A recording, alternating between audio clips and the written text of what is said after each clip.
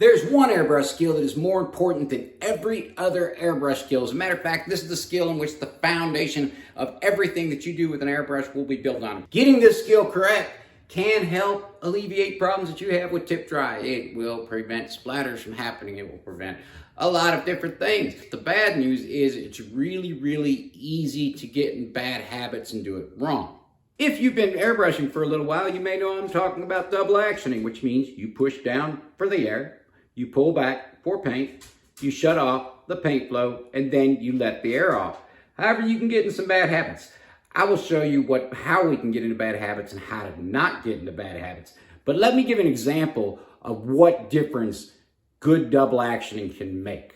Now let's demonstrate what happens with the needle if we hold the air down and spray multiple dots, lines. Here I'm holding it out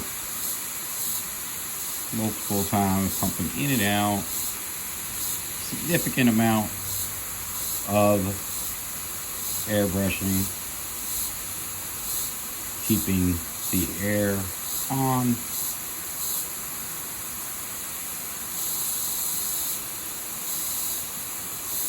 And what the needle will look like when we get done with that.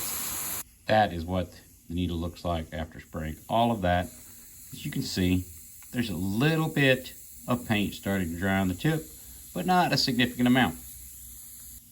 Pull back for paint and let it out. See the tip? And see, that was still wet, so it could blow off. Now if we start doing all sorts of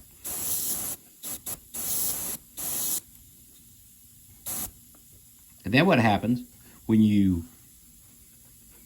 go back to paint, if you have stopped it short, you've got that paint on there, and when you go to start again, you get, see, that's already started drying.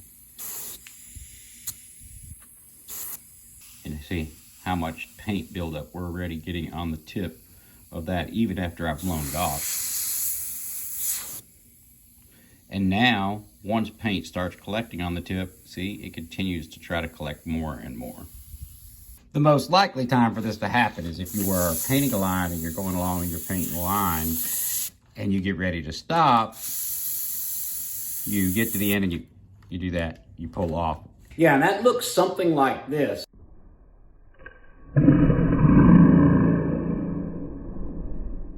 Despite my crazy theatrics there, that is precisely what is happening. When you're starting out, it is very easy. When you get to the end of your line, you get nervous and you let go.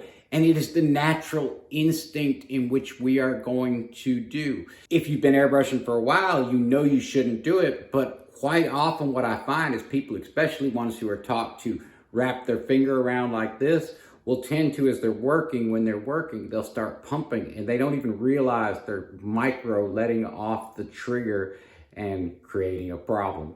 So that we can do a couple of exercises and overcome that problem. And the good news is you don't even have to spill any paint to do it. Just like those of you, the first time you drove a car and you got into some snow, even though you knew in your mind the right thing to do the very first time you encountered snow when you were driving, you probably did not do the right thing.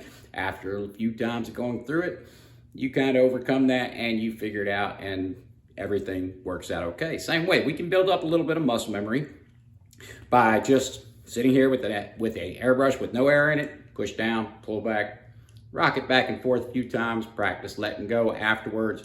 Do that. You don't have to spend a lot of time on this. I don't want you doing boring and tedious exercises. Anyway, I could make this video a lot longer so that I could get more ad revenue, but I really don't see the point in that. YouTube loves them videos to be a lot longer. But all this week, I'm going to be making videos for the absolute beginner, and hopefully you guys are interested in some of those videos.